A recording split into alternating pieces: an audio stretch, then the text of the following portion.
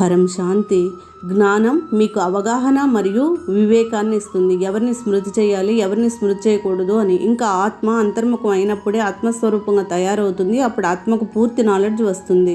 ఆత్మస్వరూపం కానంత వరకు ఎటువంటి ప్రాప్తి లభించదు. స్వయాన్ని తెలుసుకోకపోతే మీకు ఏం ప్రాప్తి లభిస్తుంది? అందరూ కూడా స్వయాన్ని తెలుసుకోవాలి, ఆత్మస్వరూపంగా తయారు కావాలి. అందుకే గీతలో కూడా ఆత్మస్వరూపంగా అయ్యి పరమాత్మనైన నన్ను స్మృతి చేయండి, మీ వికర్మలన్నీ తొలగించి అంతిమంలో మిమ్మల్ని సర్వోన్నత పరంధామం తీసుకువెళ్తాను. ఇది గీతావాక్యం. కానీ గీతలో కూడా 5000 సంవత్సరాల నుండి ఎడిషన్ ఆల్టరేషన్స్ చాలాసార్లు జరిగాయి.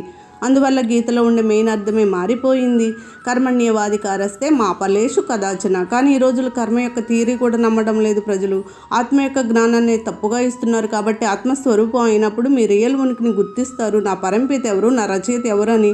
అప్పుడు మీరు మీ రచయితను స్మృతి చేయగలుగుతారు. కాబట్టి జ్ఞానంతో స్వయాన్ని తెలుసుకోవడం చాలా విలువైన విషయం.